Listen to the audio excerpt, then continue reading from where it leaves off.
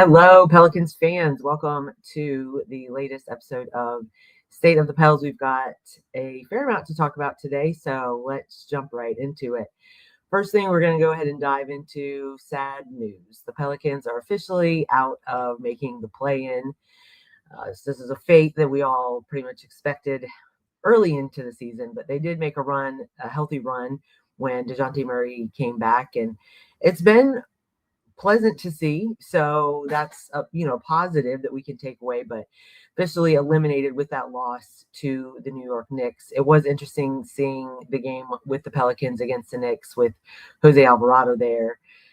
And just seeing those interactions early on before the game started, he's definitely somebody that's missed. And obviously New York is happy to have him, and we're all glad that he is back home for sure. So that's great news for him.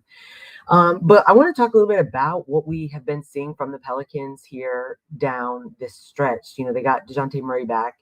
They are 10-6 since the All-Star break. So nice to see a winning record. And we've been playing against some tough teams.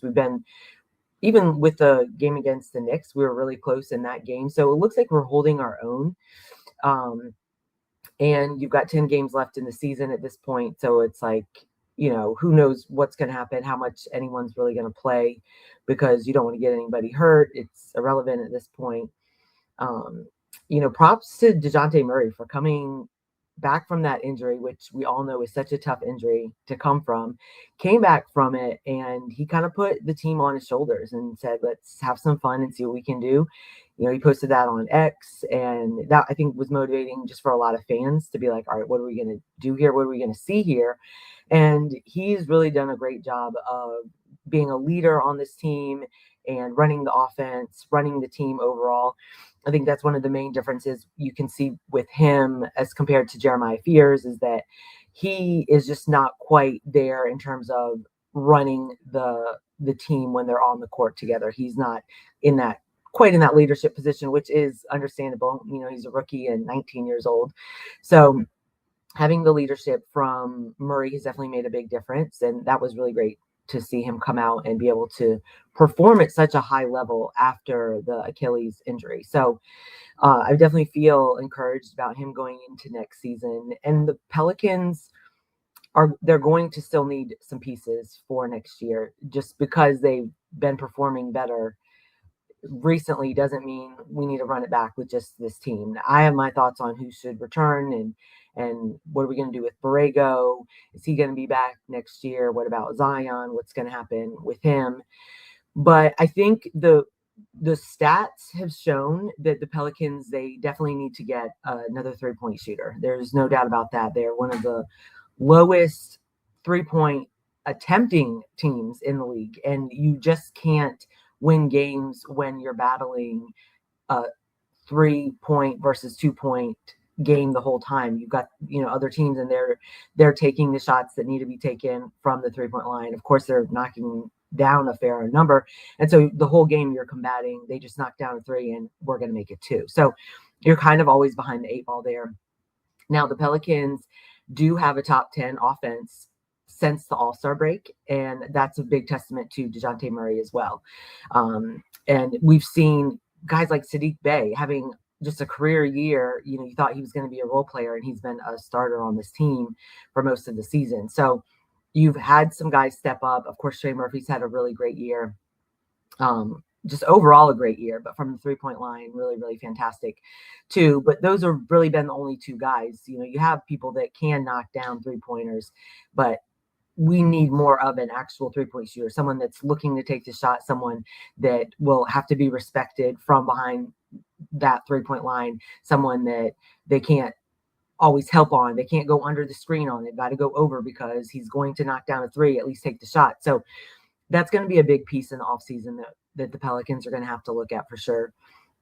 And then another big really question here is going to be, what are the Pelicans going to do in terms of the center position? It's been kind of like a merry-go-round this year. They tried Queen. He's not really there yet. Missy, he has improved so much this year. I mean, and he's got the height and all for that center role. He needs to get better moving his feet defensively from that standpoint. From a shot blocking standpoint, he's been obviously fantastic this year.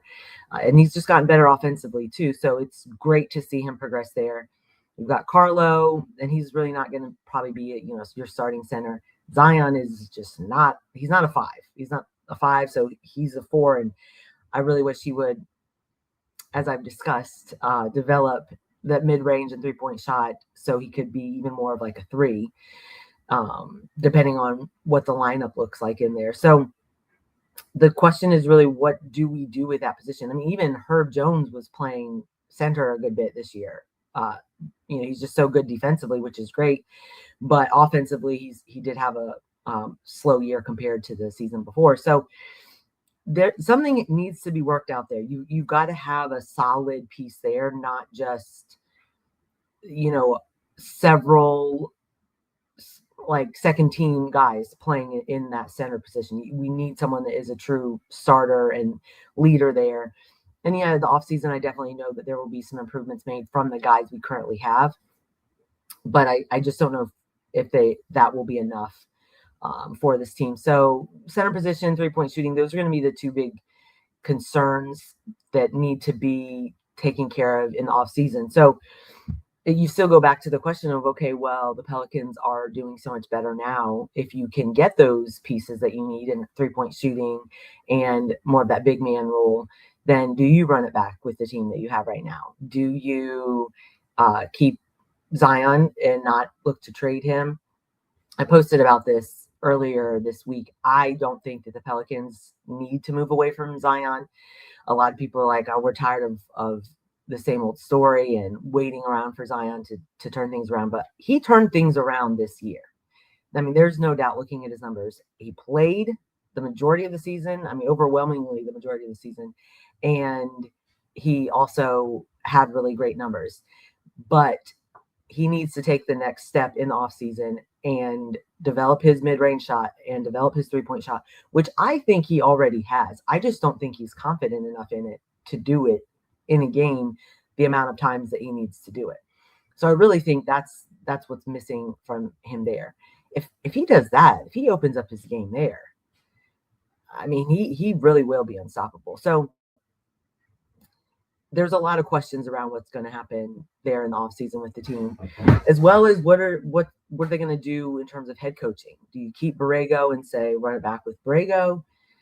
I just don't know. I guess I just don't feel confident that he is the guy for this job. I know things did start to turn around when Murray came back and he had a full starting lineup, and I do appreciate that. But the odds are, at some point in any season, you're going to have one of your starters hurt here or there. I mean, it happens to most teams. I'm not saying season-ending injuries or anything like that. I'm just saying, you're going to have guys that are out. So when we saw that this year, the Pelicans a lot of times weren't even competitive in those games. So is that a coaching issue where it's like, hey, if you're missing one of your starters, then you're not able to figure out what to do to still try and be competitive and win a game?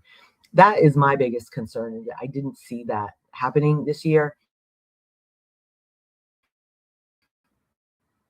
I like Borrego. I think that he's a good coach for change in that role, and then kept the core team that they have right now and added in the 3-point and the big man kind of positions that they need to improve on with that in the offseason. So it'll be interesting to see. Season is not over, but from a postseason standpoint, it is for the Pelicans now, unfortunately. So we'll watch the rest of the games and see what happens, and then hopefully rock and roll in the offseason. I mean, it should be interesting to see what's going to happen from trade standpoints, just with other teams, and how that would affect the Pelicans as well. So as always, if you have questions, you can DM me, send them in, and we try to get to as many as we can. So hit me up there on Twitter or X at Sports Chrissy. You can find me there. I hope that Pelicans, go on another run for the rest of the season and at least have some fun and do well and perform well for the rest of the home games for sure too, to give the crowd something to cheer for. So until next time, I'll see you guys later. Bye.